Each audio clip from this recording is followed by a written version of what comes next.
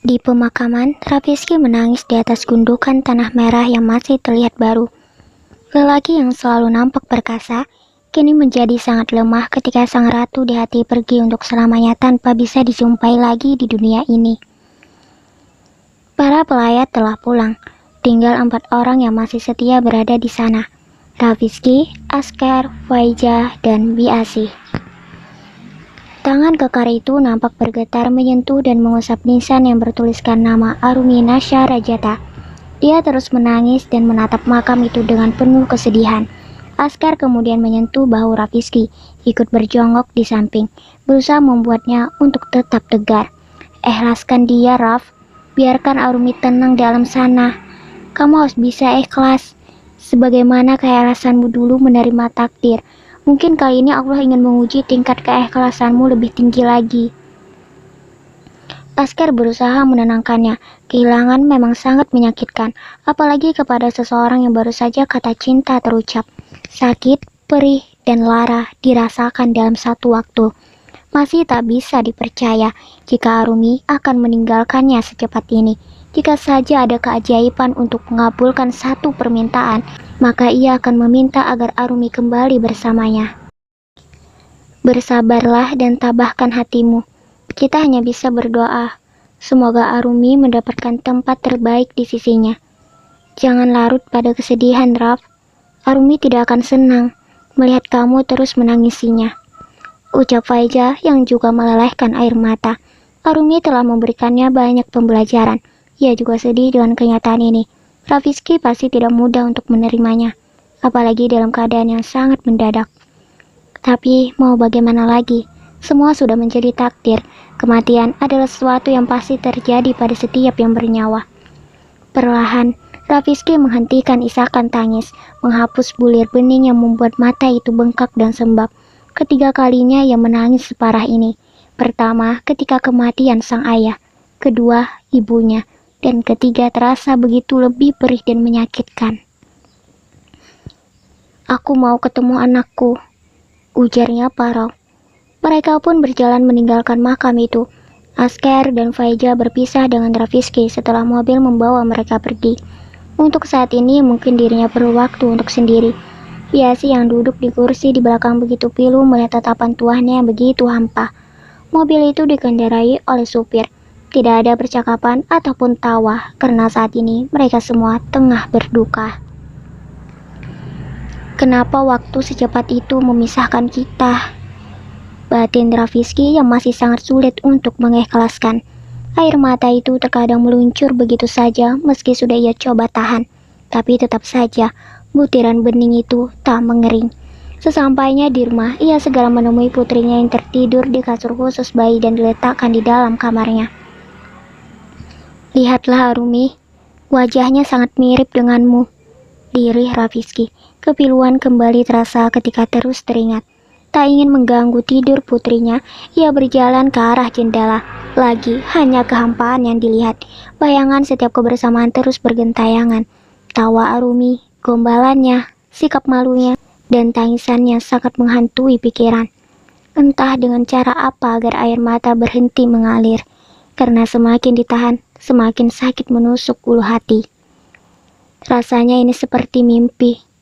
Mimpi yang ingin segera kuakhiri, gumamnya menunduk. Netra itu kemudian jatuh pada meja dan kursi yang biasanya diduduki Arumi untuk membaca buku ataupun menulis. Di atas meja tersebut terletak berbagai macam tumpukan buku. Langkah sayu itu lalu mendekat dan duduk di sana. Mata itu mengamati setiap tumpukan tersebut, hingga arah pandangnya terfokus pada secari kertas yang diselipkan pada sebuah buku. Rafizky mengambil, lalu membacanya dengan pelan. Di sana tertulis bagaimana sakit dan susahnya Arumi berjuang sendiri untuk dicintai, sampai ia merasa lelah dan ingin memutuskan untuk bercerai. Tapi urung ketika mengetahui dirinya tengah mengandung. Maafkan aku Arumi, tangisnya lagi. Ia menyesal pernah berbuat sesuatu yang menyakitkan untuknya, menyesal karena dirinya begitu sulit untuk diluluhkan sang istri. Rasa sesal yang kini tak berarti apalagi karena orang yang dulu sangat ia tolak untuk dinikahi berhasil membuatnya patah hati yang sangat dalam. Rafizky terus membaca dengan tergugu, hingga tiba di akhir surat Arumi menuliskan akan ucapan anniversary pernikahan yang ke-1 tahun. Terlalu sibuk akan pekerjaan membuatnya lupa kalau tepat di hari ia melahirkan, usia pernikahan mereka berumur 1 tahun. Maafkan aku, Arumi. Maafkan aku. Aku menyesal karena pernah menyakitimu. Ucapan dan perbuatanku sungguh keterlaluan kepadamu waktu itu. Bahkan aku merasa sangat bersalah karena menunggumu terlalu lama untuk aku bisa mencintaimu. Dan mungkin ini adalah balasan untukku karena sempat menyia-nyiakan dirimu. Hingga kini aku merasakan jika aku telah kehilanganmu. Ia menjatuhkan kertas itu, lalu menelungkupkan wajah dengan kedua tangan di atas. Suara isakan begitu pilu terdengar, tubuhnya bergetar dengan guncangan hebat. Biarlah jika ia disebut laki-laki cengeng, karena menahan agar tak menangis jauh melukai. Saat ini ia ingin menangis. Rasa sedih di dalam hati tak bisa ditahan lagi. Rafizky rapuh. Dia benar-benar rapuh karena kekasih yang ia nyatakan cinta di 3 hari yang lalu telah pergi ke alam lain. Di tengah tangisnya, ada suara yang begitu mengganggu pendengaran. Wajah yang tadi menelungkup segera terangkat dengan mata basah. Dia menatap kasur putrinya. Ternyata bayi itu juga menangis. Rafizky menghapus air mata. Ia harus kuat demi putrinya. Tubuh itu berdiri lalu menghampiri, mengangkat pelan dan menggendongnya. Cup, cup, cup, jangan nangis, ujar Rafizky lemah, menciumi bayi tersebut. Kita sama-sama sedang berduka karena kehilangan Bunda. Tapi kita harus bisa menguatkan. Bunda pasti sedih kalau melihat kita menangis terus, ucapnya menimang-nimang bayi itu. Kamu, Papa beri nama Syifa Salamah Munirah, yang artinya anak perempuan dengan karir yang bersinar, menjadi obat pelipur lara dan diberikan keselamatan Allah Subhanahu wa Ta'ala. Kamu adalah pelipur lara untuk Papa yang ditinggal bundamu, ucapnya, kembali memberikan ciuman sayang untuknya. Seakan memiliki ikatan batin dengan dirinya yang sedang sedih, bayi itu terus menangis dengan kencang. Ayolah Syifa, jangan menangis terus, ucapnya lembut. Biasi yang mendengar tangisan bayi segera mengetuk pintunya. Rafizky berusaha menetralkan perasaan dan menghembuskan nafas dengan pelan, lalu membuka pintu tersebut. Non kecil, biar bibi saja yang menenangkannya, ujar wanita itu lembut. Tidak apa-apa, Bi. Biar sama saya aja. Sepertinya dia lapar. Tolong buatkan susu. Perintah Rafizky yang segera diangguki dan Biasi langsung pergi ke dapur. Kasihan kamu, Nak. Terpaksa harus meminum susu permola dan tidak bisa merasakan ASI dari ibumu. Lirih Rafizky dan terus berusaha menghentikan tangisan Syifa, walau air matanya meluncur deras. Kamu harus kuat, Rafizky. Kamu harus kuat. Syifa butuh kamu. Batinnya menyemangati diri sendiri.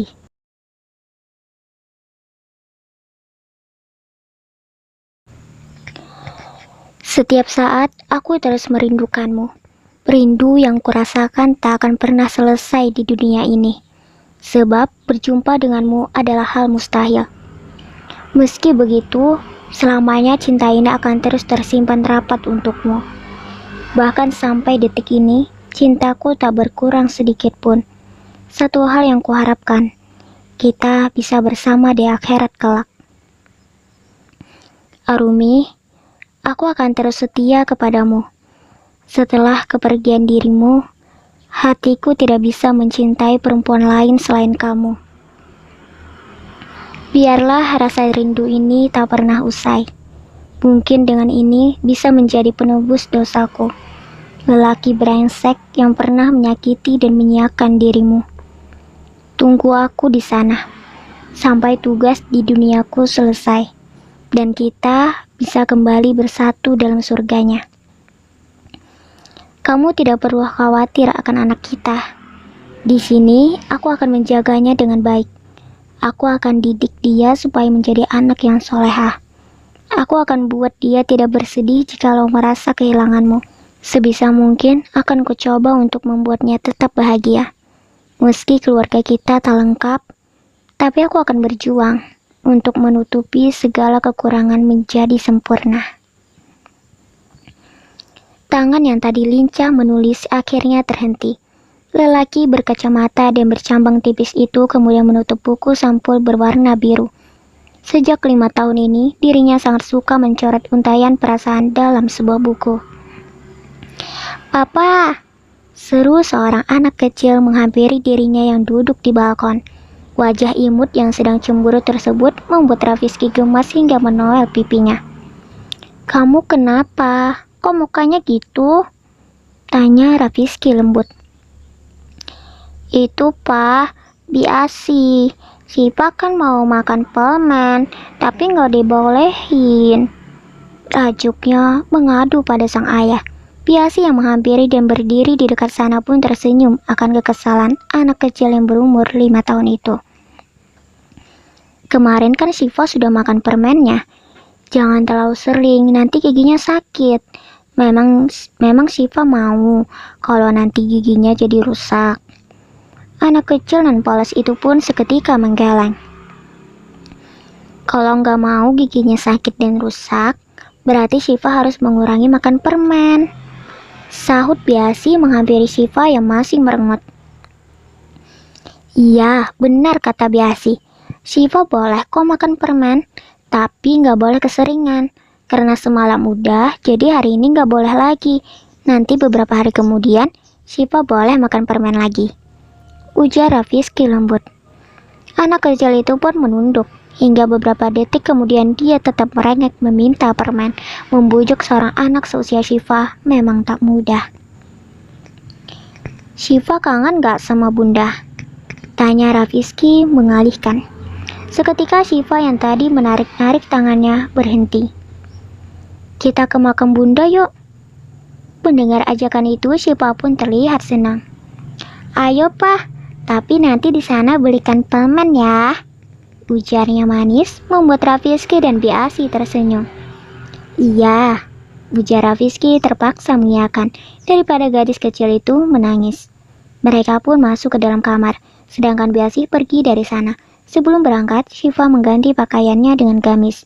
Anak kecil itu sudah diajarkan untuk berpakaian sopan kala di luar rumah.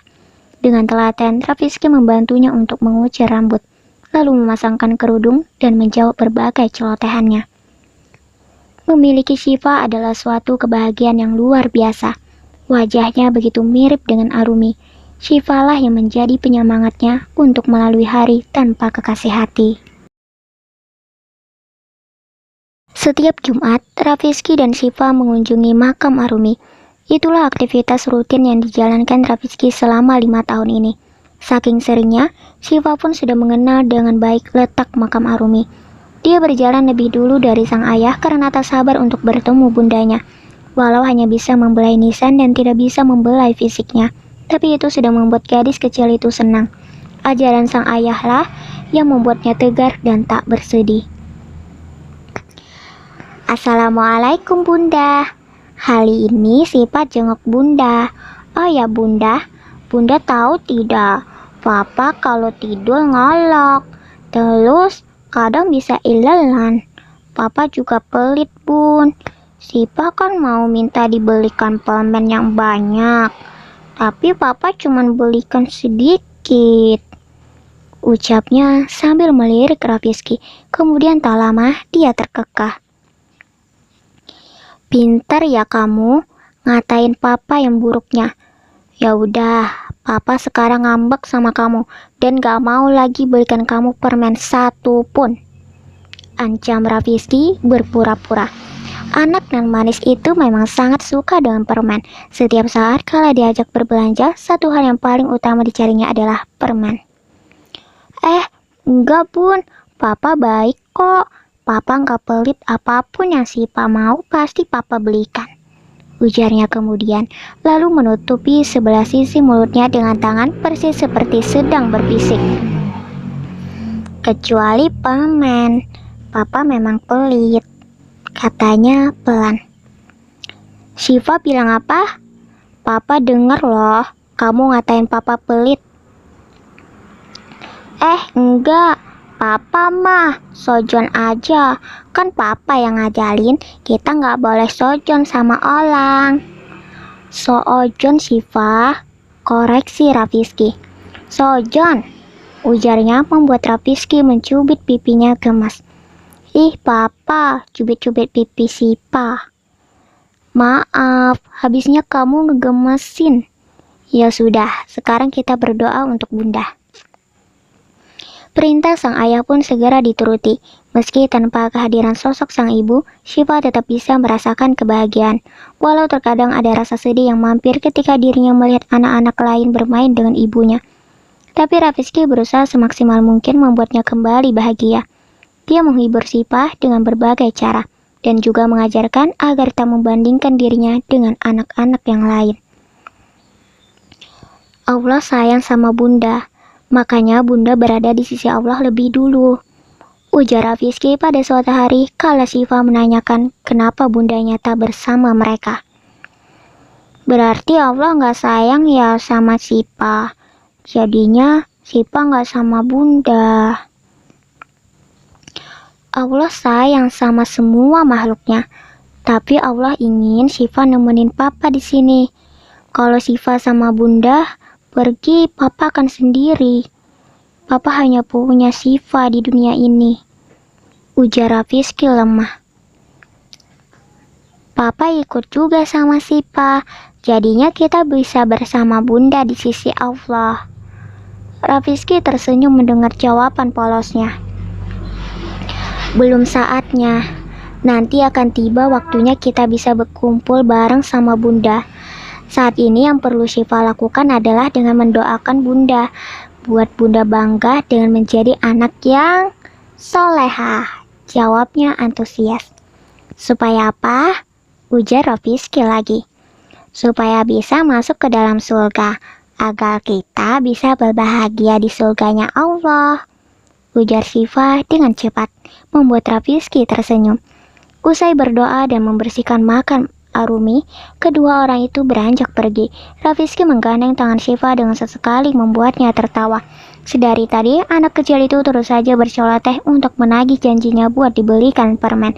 Alhasil, Rafizky terpaksa harus mampir di sebuah toko untuk membeli permen lollipop kesukaannya. Tak hanya itu, ia juga membeli buah anggur di dekat sana. Sekarang, Rafizky punya cara bagaimana membuat Syifa agar tidak makan permen hari ini. Tentunya dengan cara halus yang tidak akan membuatnya menangis atau terus-terusan merengek. Syifa mau anggur? Tawar Rafizky. Melihat buah itu dengan cepat, anak kecil itu mengangguk. Dia sangat suka sekali dengan buah anggur. Mau, Pak? Syifa ingin meraih anggur dari genggaman Rafizky. Namun dengan cepat Rafizky menjauhkan dari jangkauan anak itu. Ada syaratnya, kata Rafizky, membuat Syifa bingung. Kalau kamu ingin anggur, hari ini kamu nggak boleh makan permen.